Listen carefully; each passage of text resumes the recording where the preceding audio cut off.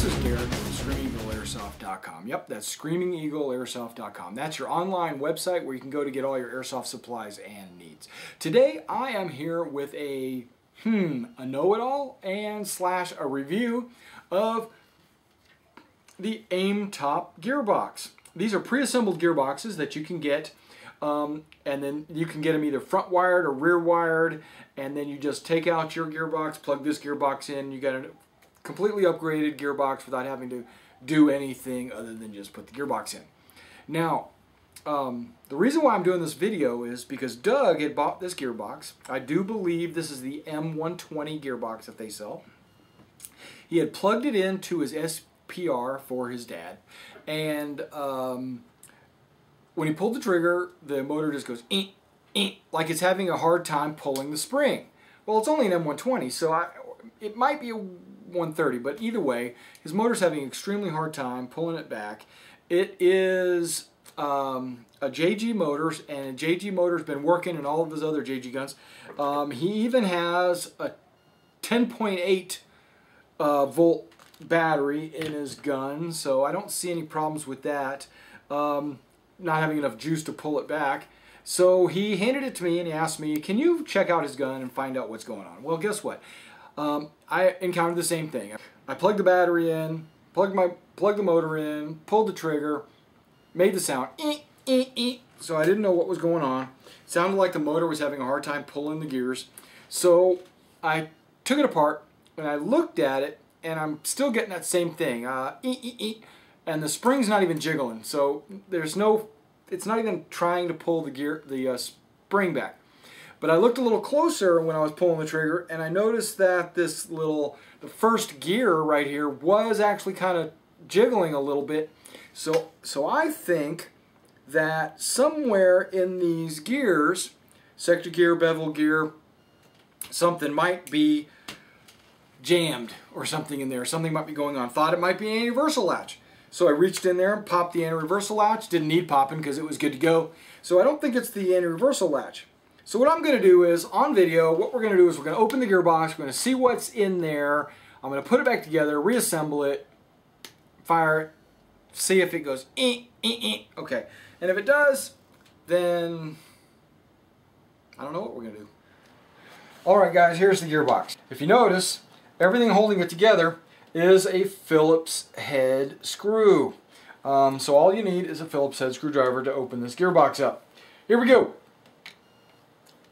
I might speed this up for the sake of time.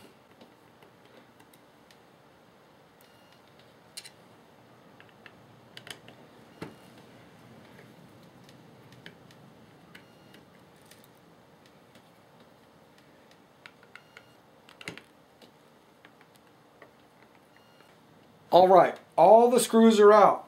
1, 2, 3, 4, 5, 6, 7, 8, 9 screws are out. Here comes the moment of truth. I'm going to hold my spring guide down with a screwdriver in the back, and I'm going to pry the top of this gearbox off.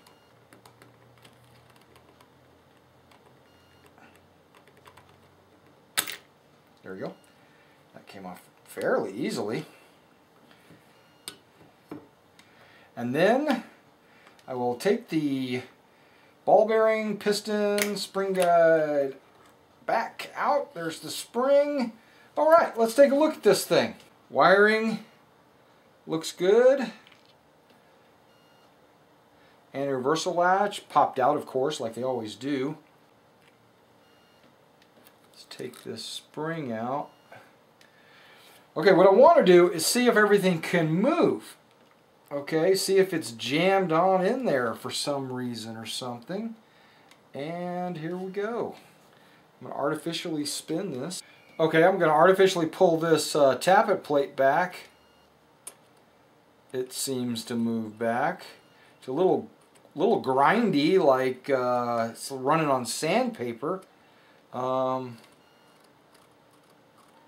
that doesn't feel too good. Doesn't feel smooth. Might have to make a modification. Okay, I'm going to take the spring off the tappet plate. A lot of this might... Gears seem to move everything. fine. And now the piston should fire. Boom. Everything seems like it needs a little grease. It's all sticky, like gluey.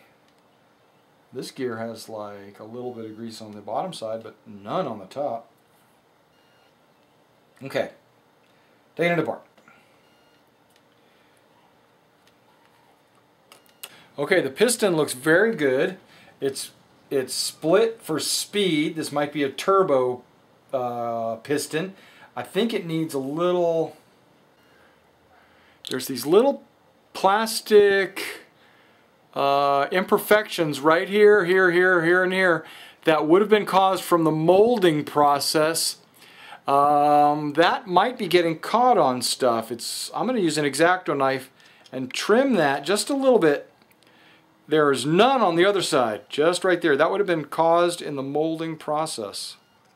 I don't like the look of that. While cutting these little nubs off, I'm noticing that I'm cutting fiber polymer. That's pretty cool. It's got to be reinforced. Had caught one of these teeth and was trying to pull it, it might not have been able to pull it. It is a full metal tooth piston. Very nice. Running my fingers across this tappet plate, the tappet plate feels very smooth. I don't have a problem with this tappet plate, like I thought I might early on. Okay. Very nice air seal. Very smooth piston, cylinder I mean, very smooth cylinder, no air holes in it.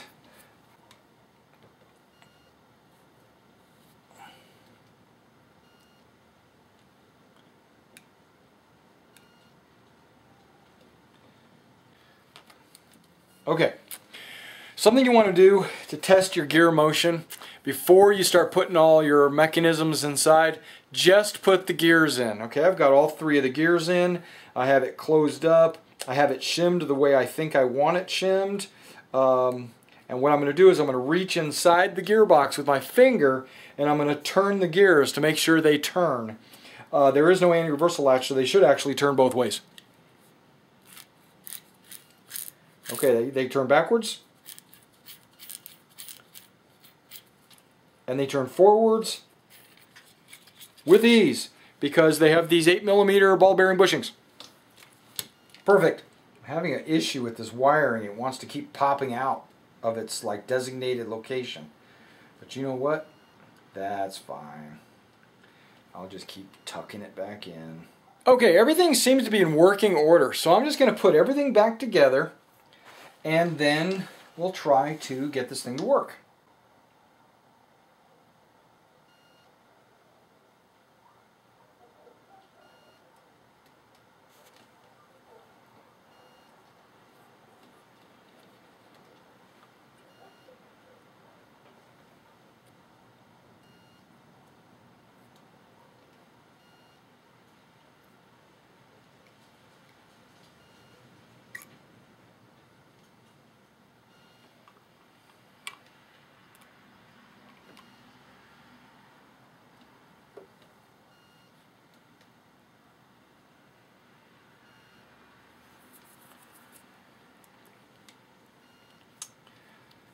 Speed this up or watch, it doesn't matter.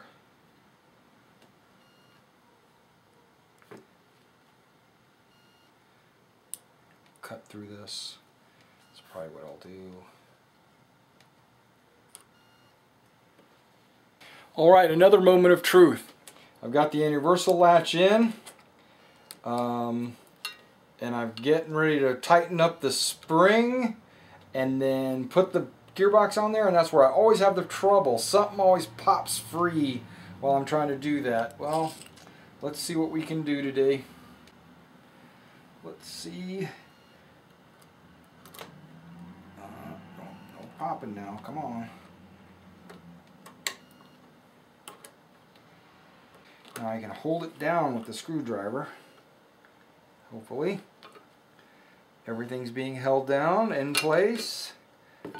No, the wire popped out again. Okay. Wiring in place.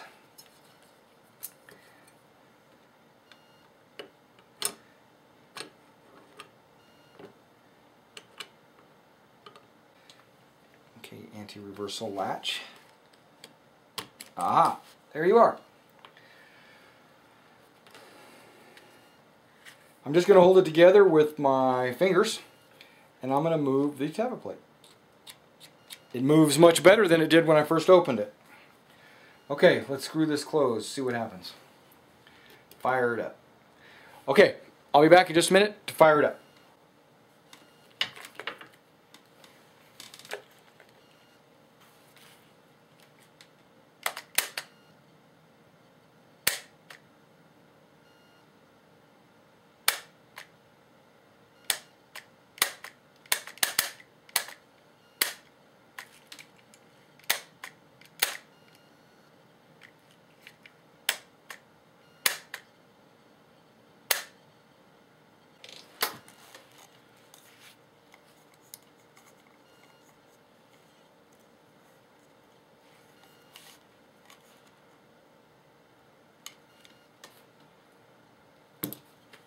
Ouch. I don't know what kind of motor that is. My motor is a little different.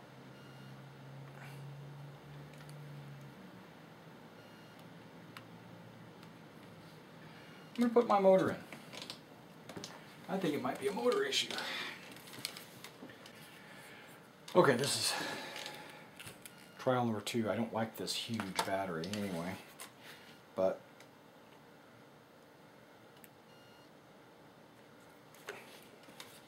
that's what I got to work with.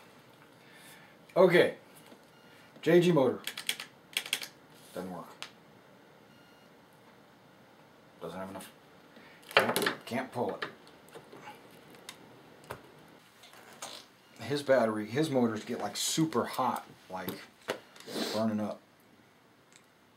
So it's getting power from the battery. Alright guys, I just finished working on that gun I was talking about with the Aimtop Gearbox. The Aimtop Gearbox looks excellent. I've opened it up and I've checked out all the parts. Everything looks great in it. Everything spins, everything works perfectly. The only thing that I saw a little flaw was that there were some molding issues on the piston. I cleared that up. Everything moved fine. But when I plugged in the motor and I plugged in a battery to the motor, all it would do is go eek, eek, eek. We go click, click, click. Now, if some of you have any idea or any suggestions on what that might be, where it's just going click, click, click, like it's trying to move but it won't, does that mean the motor is burnt out? I don't think so. I tried another one of my motors in there. It was doing the same thing. I don't think either one of them are high torque motors. I don't think they need to be high torque motors. I think a regular motor would work. The first motor that I had in here got extremely hot, so hot that I had to put it down. It was burning my hands. So it must be getting power. I'm afraid that it's either a burnt out motor. I don't think so, because my other motor did the same thing, unless we have 2 burnout motors, which I doubt it. Or the wiring might be backwards, and if the wiring is backwards, I guess I could have unplugged the black and plugged it into the red on the motor and tested that. That might be something I do in the future. I did test the motor outside of the gun, and I spun it up, plugged in the way he's got it wired. It seemed to be spinning the right way, but that was me going, okay, it's spinning this way. If I put it in there and it's spinning this way, so you're going to spin this way. Thanks for coming out and checking out this video. And remember, guys, whenever you're on the airsoft field, play safe.